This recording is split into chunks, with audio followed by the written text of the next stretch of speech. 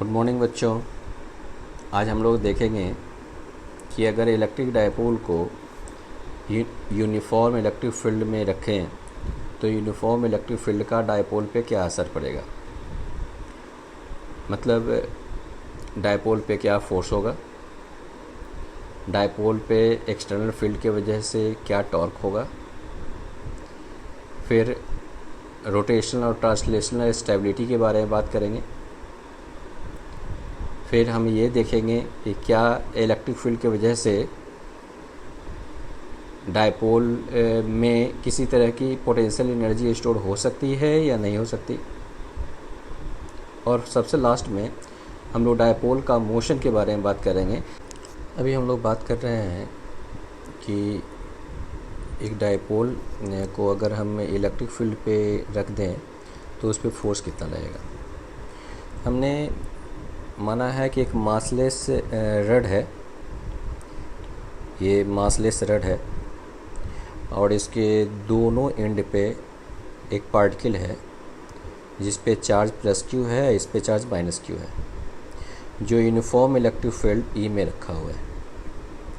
तो अगर हम इस डायपोल को यूनिफॉर्म इलेक्ट्रिक फील्ड में रखेंगे तो इस पॉजिटिव चार्ज पे इलेक्ट्रिक फील्ड राइट साइड में फोर्स लगाएगा क्यू ई, और इस नेगेटिव चार्ज पे लेफ़्ट साइड में फोर्स लगाएगा क्यू ई। तो अगर हम इस टोटल डायपोल पर नेट फोर्स फाइंड करेंगे तो ये क्यू ई और ये क्यू ई दोनों फोर्स इक्वल एंड अपोजिट है, डायरेक्शन में है, इसलिए नेट फोर्स की वैल्यू 0 होगा। और हम लोग जानते हैं कि नेट फोर्स बराबर mass into acceleration of centre of मास। कहने का मतलब है कि इस पूरे डायपोल का जो सेंटर ऑफ मास होगा उसका एक्सेलेरेशन 0 होगा। और इससे हम कंक्लूजन निकाल सकते हैं कि अगर एक्सेलेरेशन 0 होगा तो सेंटर ऑफ मास की वेलोसिटी कांस्टेंट होगा। कांस्टेंट कहने का मतलब है कि अगर शुरुआत में डायपोल रेस्ट में है तो परमानेंट रेस्ट में रहेगा, और अगर ये डायपोल कांस्टेंट वेलोसिटी से किसी समय पर मूव कर रहा है तो उसका सेंटर ऑफ मास उतनी ही वेलोसिटी से उसी डायरेक्शन में स्ट्रेट लाइन में मोशन करता रहेगा। ठीक है, अब हम लोग बात करेंगे इस पे टॉर्क की वैल्यू कितनी होगी। तो मैंने सेम ही एग्जांपल लिया है और इस पे टॉर्क निकालने की बात हम लोग कर रहे हैं। तो इस डायपोल पे इस चार्ज पे प्लस क्यू चार्ज पे ये क्यू ई फोर्स लगा है और इस पे माइनस क्यू ई फोर्स लगा है। ठीक है, तो ये दोनों फोर्स एक कपल फॉर्म करता है और हम कपल की प्रॉपर्टी जानते हैं कि अगर टॉर्क मुझे निकालना है तो किसी रेफरेंस पॉइंट देने की ज़रूरत नहीं है। इसलिए कभी भी डायपोल पे टॉर्क फाइंड करना होता है तो वो किस पॉइंट के अबाउट टॉर्क निकालना है ये नहीं कहता है, क्योंकि ये टॉर्क इंडिपेंडेंट होता है चॉइस ऑफ रेफरेंस पॉइंट के। ठीक है, तो हम लोग क्या करते हैं कि किसी एक पॉइंट, एक एंड जो ये है, इसके अबाउट हम लोग टॉर्क फाइंड कर लेते हैं। तो मान लेते हैं ये मासलेस रड की लेंथ जो है L है। ठीक है, और ये माइनस क्यू, ये प्लस क्यू चार्ज एक डायपोल फॉर्म करेगा, इस पर डायपोल मोमेंट P है और P की वैल्यू जो होगी वो Q इंटू L होगी। ठीक है, तो हम इस लोएस्ट पॉइंट के अबाउट हम यहाँ पे टॉर्क फाइंड कर रहे हैं। इस लोएस्ट पॉइंट के अबाउट हम लोग टॉर्क फाइंड कर रहे हैं। कितना होगा, इस फोर्स की वजह से टॉर्क 0 होगा और इस फोर्स की वजह से टॉर्क हम लोगों को फाइंड करना है। तो ये हमारा हो जाएगा क्यू ई इंटू ये आर परपेंडिकुलर। तो ये हो गया क्यू ई, आर परपेंडिकुलर का वैल्यू हो जाएगा L साइन थीटा, और ये क्यू एल को हम P लिख सकते हैं E साइन थीटा हो जाएगा। तो टॉर्क की वैल्यू हमारा आया PE साइन थीटा। अब डायरेक्शन की अब हम लोग बात करें, अगर direction of torque,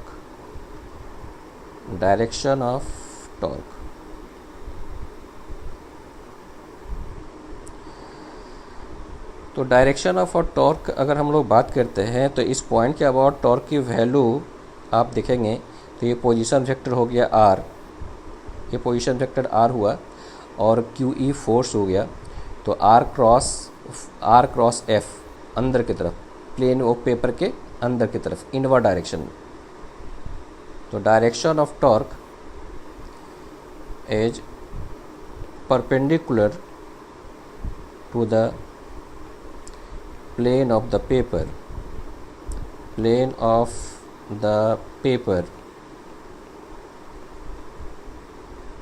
in inward direction,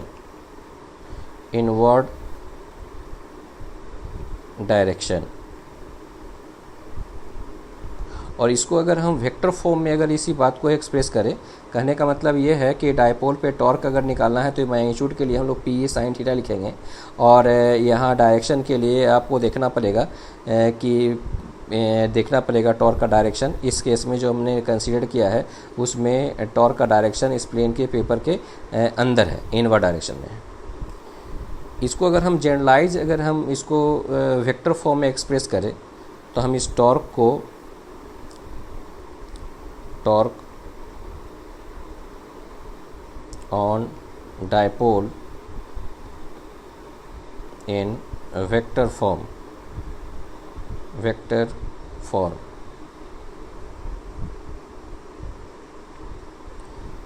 तो आप यहाँ पे टॉर्क को P क्रॉस E से डिनोट कर सकते हैं, P क्रॉस E। ध्यान देंगे कि जो थीटा है वो थीटा है क्या, तो ये थीटा है एंगल बिटवीन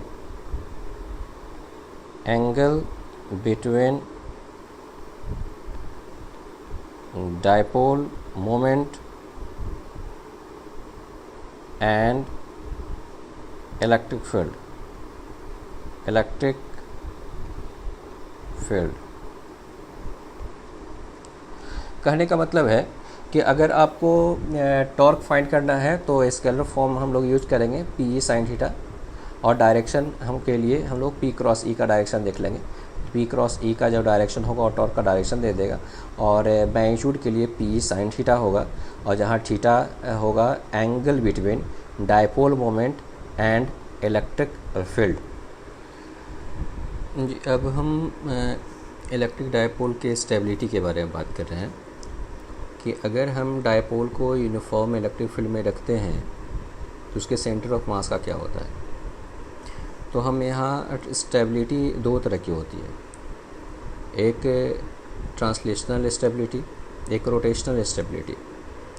ट्रांसलेशनल स्टेबिलिटी को डील करने के लिए नेट फोर्स रिस्पॉन्सिबल है, और रोटेशनल स्टेबिलिटी को डील करने के लिए नेट टॉर्क रिस्पॉन्सिबल है।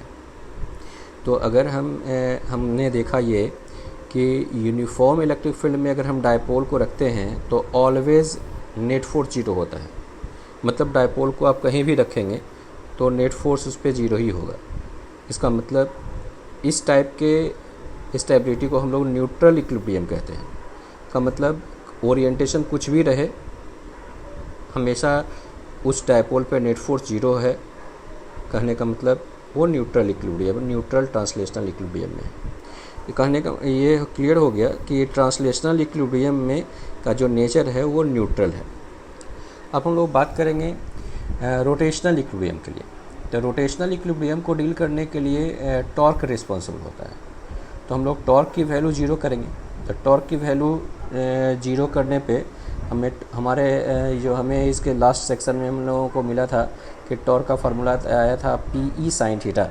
तो P E sine theta is equal to zero, तो theta is equal to zero और पाई। अब हम ये दोनों ऑप्शन के लिए हम चेक करते हैं कि रोटेशनल इक्विलिब्रियम में वो किस टाइप की रोटेशनल इक्विलिब्रियम है। तो हमारे पास अभी ये लेफ़्ट साइड में हमने theta is equal to 0 degree का इन्फॉर्मेशन दिया है, और राइट साइड में theta is equal to 180 degree का दिया है। तो लेफ़्ट साइड में हमने देखा है 0 डिग्री कहने का मतलब ये है कि इलेक्ट्रिक फील्ड और डायपोल दोनों पैरेलल है, मतलब 0 डिग्री एंगल बना रहा है, और 180 डिग्री कहने का मतलब है कि इलेक्ट्रिक फील्ड और ये डायपोल 180 डिग्री एंगल बना रहा है, ये यहाँ पे। अब हम थोड़ी सी इसकी स्टेबिलिटी के बारे में चेक करने के लिए हम लोग क्या करते हैं कि इस डायपोल को इस पोजीशन से थोड़ा सा घुमाकर छोड़ देते हैं और छोड़कर टेस्ट करते हैं कि क्या उसमें टेंडेंसी खुद वापस आने की है या वहाँ से चले जाने की है। डायपोल अगर theta is equal to 0 degree पे है तो टॉर्क की वैल्यू 0 है, लेकिन जैसे ही इस पे इसको थोड़ा सा टर्न करते हैं तो अपने आप ये इलेक्ट्रिक फील्ड उस पर टॉर्क लगाना शुरू करता है, जो जिसकी टॉर्क की जो टेंडेंसी होती है इस डायपोल को वापस उसी पोजीशन में लाने की होती है। तो इस तरह के स्टेबिलिटी के नेचर को हम लोग स्टेबल इक्विलिब्रियम कहते हैं। तो theta is equal to 0 degree वाला जो केस है वो स्टेबल इक्विलिब्रियम पोजीशन है, ठीक है। इसी तरह से हम theta is equal to 180 degree के लिए हम लोग टेस्ट करेंगे। जैसे ये डायपोल को हमने क्या किया है, हल्का सा ये क्लॉकवाइज डायरेक्शन में हमने टर्न कर दिया है, तो अपने आप उस पर टॉर्क डेवलप होता है, जो टॉर्क उसे वापस नहीं लाता है बल्कि वहाँ से और डिस्प्लेस कर देता है। तो इस तरह के स्टेबिलिटी को हम लोग अनस्टेबल इक्विलिब्रियम पोजीशन कहते हैं। तो ये क्लियर हो गया कि हमारा theta is equal to 0 degree वाला जो केस है वो स्टेबल इक्विलिब्रियम है और theta is equal to 180 degree का जो केस है वो अनस्टेबल इक्विलिब्रियम है, ठीक है। थोड़ी सी हम और इसके डिस्कशन को थोड़ा और आगे बढ़ा रहे हैं, ठीक है। वो theta is equal to 0 degree वाले केस के लिए हम लोग बात कर रहे हैं। हम ये बात देखना चाहते हैं कि अगर स्मॉल एंगल से अगर हम एंगुलर डिस्प्लेसमेंट से अगर हम डिस्प्लेस करें तब कि थीटा का डायरेक्शन ऊपर की तरफ है और टॉर्क का डायरेक्शन आप देख सकते हैं नीचे की तरफ है। तो अगर हम ऊपर की तरफ अगर हम नेट टॉर्क लिखें, टॉर्क का कंपोनेंट लिखें, तो torque about Z axis is equal to मुझे माइनस पी साइन थीटा लिखना पड़ेगा, ठीक है। अगर हम स्मॉल एंगल की बात करें तो हम साइन थीटा को हम थीटा लिख सकते हैं।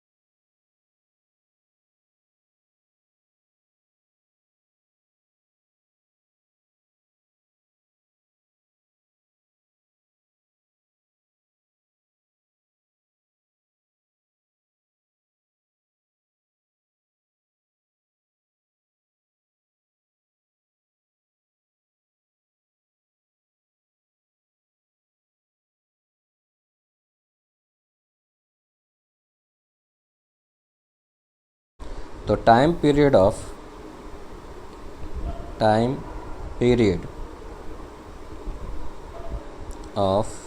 SHM, time period of dipole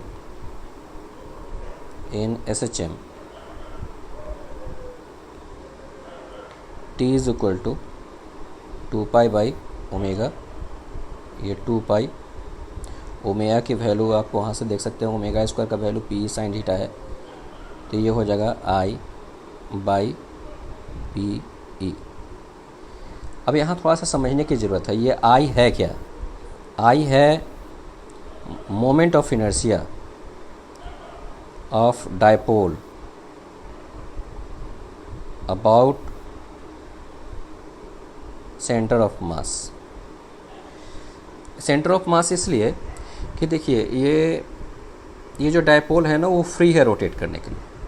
तो कोई भी बॉडी अगर कोई भी बॉडी अगर रोटेट करने के लिए फ्री होता है तो वो सेंटर ऑफ मास के अबाउट ही रोटेट करना चाहता है। तो यहाँ जो रोटेशन होगा वो सेंटर ऑफ मास के अबाउट ही रोटेट करेगा, इसलिए मोमेंट ऑफ इनर्शिया हमारा सेंटर ऑफ मास के अबाउट ही लेना पड़ेगा। अब ये सेंटर ऑफ मास इसके क्वेश्चन में जो आपको पूछा जाएगा उसमें पी तो डायपोल मोमेंट है वो तो फिक्स्ड होगा, इलेक्ट्रिक फील्ड भी दिया रहेगा वो फिक्स्ड होगा। अब ये जो आई होगा ना वो डिपेंड करेगा कि क्वेश्चन कैसा है। अब हम एडजेक्ट कुछ नहीं कर सकते हैं। जैसे एक एग्जाम्पल हम दे देते हैं आपको। कि अगर मान लेते हैं फॉर एग्ज़ाम्पल कि एक मासलेस रड है, अब मासलेस रड पे के दोनों किनारे पे एक छोटी पार्टिकल है, दोनों का मास सेम है और टोटल लेंथ L है। इस पे Q चार्ज है, इस पे माइनस Q चार्ज है। सेंटर ऑफ मास तो ये मासलेस रड है, ये दिया रहेगा, मास दिया रहेगा तो भी कोई दिक्कत नहीं है, हमने मासलेस माना है, ये मासलेस रड। तो सेंटर ऑफ मास हमारा मिडिल में होगा और हमें इसके अबाउट, इस सेंटर ऑफ मास के about moment of inertia I लिखना पड़ेगा। तो I is equal to ICM is equal to M L/2 का whole square plus M L/2 का होल स्क्वायर। तो यहाँ से mL²/4, यहाँ से mL²/4, तो यहाँ से हो जाएगा mL²/2। तो आप टाइम पीरियड आप लिख सकते हैं 2π √ I/PE। आप ये मोमेंट ऑफ इनर्शिया आप यहाँ पे यूज कर सकते हैं। जैसे मान लेते हैं इसी क्वेश्चन में थोड़ी सी चेंज कर दें, मतलब मेन क्वेश्चन जो होगा ना इसमें वो ये यहाँ पर फंसाएगा क्वेश्चन। अगर अधिक से अधिक अगर फंसाएगा तो मोमेंट ऑफ इनर्शिया में फंसाएगा, moment of inertia question create कर देगा। जैसे अभी हम क्वेश्चन क्रिएट कर रहे हैं, जैसे मान लेते हैं कि ऐसा दे दे, मासलेस रड दे दे और इसका मास इस पार्टिकल का मास 2m और इस पार्टिकल का मास m है। इस पे प्लस Q चार्ज है, इस पे माइनस Q चार्ज। आप बताइए सेंटर ऑफ मास कहाँ पे होगा, किधर होगा? जिसका मास अधिक होगा उसके नज़दीक होता है। तो यहाँ से ये x डिस्टेंस आप फाइंड कर सकते हैं। x की वैल्यू कितने हो गए? तो m दूसरे का मास इंटू L बटा total mass m plus 2m, इसका मतलब L/3 डिस्टेंस में x की वैल्यू। तो ये हो गया x हमारा आ गया, x हमारा आ गया, हमारा x की वैल्यू L/3 हो गया और ये हो गया हमारा 2L/3। तो मोमेंट ऑफ इनर्शिया हम कितना लिखेंगे? Moment of inertia about centre of मास मुझे अगर लिखना होगा तो लिखेंगे 2m, x के जगह पर L/3 का whole square plus small m into 2L/3 का होल स्क्वायर। ये I की वैल्यू इस टाइम पीरियड वाले फार्मूला में पुट करेंगे। इस तरह से हम लोग टाइम पीरियड फाइंड करेंगे इलेक्ट्रिक डायपोल का यूनिफॉर्म इलेक्ट्रिक फील्ड। और पावर एनर्जी में आपने पढ़ा होगा कि अगर हम स्लोली अगर किसी का कॉन्फ़िगरेशन चेंज करते, work done external agent is equal to simply change in potential energy के बराबर होता है, U final minus U initial के बराबर होता है। तो हम इस फार्मूला का यूज करके पोटेंशियल एनर्जी का क्या फार्मूला हो सकता है वो हमें यहाँ पोटेंशियल एनर्जी ड्राइव करेंगे इलेक्ट्रिक डायपोल के लिए। तो एक्सटर्नल एजेंट जो वर्क करता है वो सिर्फ उसकी पोटेंशियल एनर्जी को चेंज करता है, ठीक है। तो इसी कंसेप्ट का मैंने यूज़ किया है और ये हम कैलकुलेट करना चाह रहे थे कि वर्क डन एक्सटर्नल की वैल्यू θi से θf तक रोटेट करने में कितना वर्क डन होगा। इसी का कैलकुलेशन है। तो एक पार्टिकुलर एंगल थीटा पे ये टॉर्क एक्सटर्नल की वैल्यू चूँकि स्लोली ले जा रहे हैं इसलिए टॉर्क एक्सटर्नल की वैल्यू टॉर्क इलेक्ट्रिक के बराबर होगा, इसकी वैल्यू P sin थीटा है। और इस तरह से वर्क डन एक्सटर्नल टॉ एक्सटर्नल d थीटा होगा। और इस तरह से हमने θi से θf तक इंटीग्रेट कर दिया है और इंटीग्रेट करके टोटल वर्क डन हम लोगों ने फाइंड किया, ठीक है। और इसकी वैल्यू इतना आ गया, ठीक है। और हम लोग जानते हैं डिफिनेशन से कि work done external is equal to U final minus U initial. दोनों को कोरिलेट किया तो पता चला कि पोटेंशियल एनर्जी की value minus P cos theta होगा, ठीक है। अब इसका ग्राफ हमने खींचा है तो आप ये देख सकते हैं कि पोटेंशियल एनर्जी का ये जो ग्राफ है PE पोटेंशियल एनर्जी ये थीटा है, ठीक है। तो ये ग्राफ जब जब ड्रॉ करते हैं तो theta is equal to 0 degree जो केस है वो स्टेबल इक्विलिब्रियम का पोजीशन है जो हमने पहले देखा है। और इस जगह पे theta is equal to 0 degree पे सबसे कम पोटेंशियल एनर्जी है, तो कम से कम मिनिमम पोटेंशियल एनर्जी जो है स्टेबल इक्विलिब्रियम पे होता है, उसकी वैल्यू -PE होता है। और थीटा इज इक्वल टू पाई जो अनस्टेबल इक्विलिब्रियम है, यहाँ पे सबसे ज़्यादा पोटेंशियल एनर्जी है, इसकी वैल्यू +PE होगा। इसका मतलब कोई भी दूसरा एंगल पे पोटेंशियल एनर्जी की वैल्यू -PE से +PE के बीच में होगा। अब हम लोग डायपोल के मोशन के बारे में बात कर रहे हैं, ठीक है। वो सिर्फ डायपोल जो है वो इलेक्ट्रिक फील्ड में मोशन कर रहा है, ग्रेविटी वगैरह कुछ नहीं है, फ्रिक्शन वगैरह कुछ नहीं है, सिर्फ इलेक्ट्रिक फील्ड के अंदर में वो मूव कर रहा है। तो इसके लिए हम लोग एनर्जी कंजर्वेशन की बात कर रहे हैं। इसमें जो किसी तरह के एनर्जी का लॉस नहीं है, तो हम लोग यहाँ मैकेनिकल एनर्जी कंजर्वेशन अप्लाई कर सकते हैं। तो potential energy mechanical energy initial is equal to mechanical energy final. तो UI + KI is equal to UF + KF हम किसी दो मोमेंट पे डायपोल के लिए लगा सकते हैं, जहाँ UI जो है पोटेंशियल एनर्जी इनिशियल, KI जो है rotational kinetic energy initial, UF final potential energy, और KF जो होगा वो फाइनल रोटेशनल काइनेटिक एनर्जी है। और हम पहले भी जब डिराइव किया मैंने कि पोटेंशियल एनर्जी के लिए हम लोग -P cos थीटा और काइनेटिक एनर्जी के लिए ½ ICM ω² हम लोग अप्लाई करेंगे। जैसे मैंने इसमें एक एग्जांपल दिया है कि क्वेश्चन है कि find the work done by electric field in moving a dipole from position A to position B। मतलब एंटी क्लॉकवाइज अभी शुरुआत में डायपोल 37 डिग्री पे रखा हुआ है, इलेक्ट्रिक फील्ड के साथ 37 डिग्री एंगल बना रहा है, और बाद में जो है उल्टा इस तरफ लेफ़्ट साइड से 37 डिग्री मैंने डिनोट किया है। कहने का मतलब है कि ये इस पोजीशन A से B तक रोटेट करने में फील्ड कितना वर्क करेगा। तो आप ये ध्यान रखिएगा कि वर्क डन एक्सटर्नल अगर फाइंड करना है तो उसमें स्लोली मेंशन होना चाहिए। स्लोली मेंशन होगा तभी formula U final - U initial होगा। लेकिन अगर कोई पूछेगा कि फील्ड कितना वर्क किया तो वो ऑलवेज वैलिड है UI - UF, उसमें कोई कंडीशन नहीं है।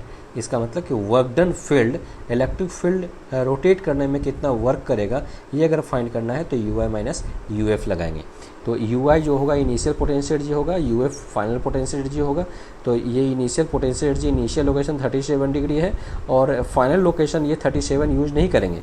ये हम जो फाइनल एंगल है वो इलेक्ट्रिक फील्ड के साथ मेजर करेंगे। कहने का मतलब है आपको 180 डिग्री -37 डिग्री यूज करना पड़ेगा। तो UI के लिए -PE cos 37 डिग्री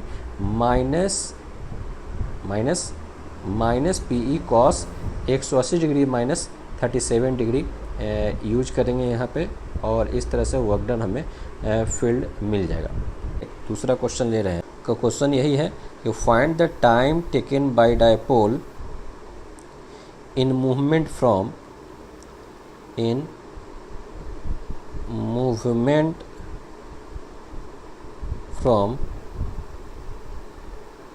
पोजीशन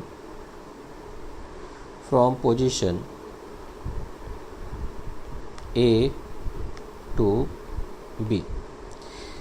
तो ऐसे क्वेश्चन को हम फेजर डायग्राम से सॉल्व कर सकते हैं या इक्वेशन से भी सॉल्व कर सकते हैं। तो आप फेजर डायग्राम सही होता है SHM काइनेमेटिक्स को डील करने के लिए, तो हम उसी से डील कर रहे हैं। इसके लिए मैंने ये एक्सिस ड्रॉ किया है, डिस्प्लेसमेंट एक्सिस। ये मैक्सिमम 4 डिग्री है, मिनिमम -4 डिग्री है,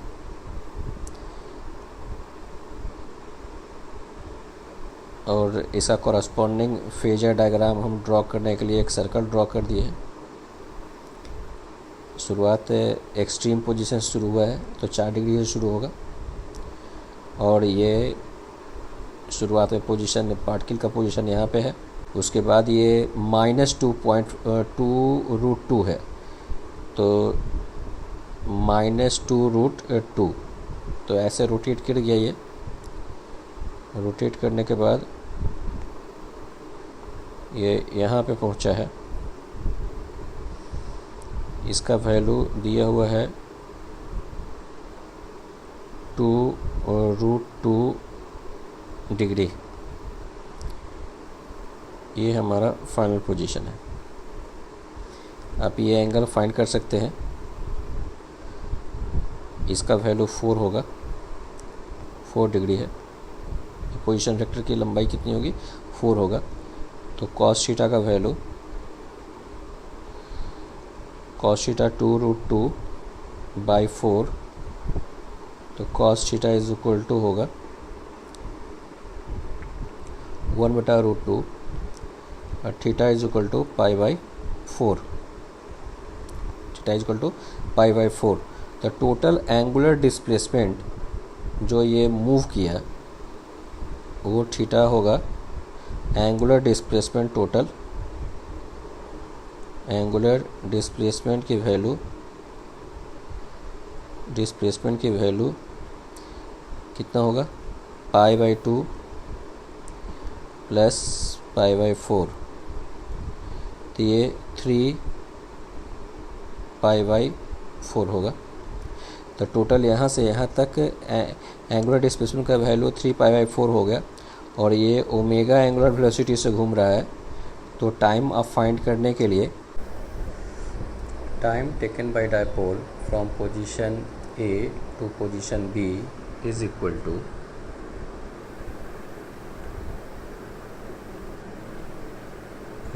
टू एंगुलर डिस्प्लेसमेंट,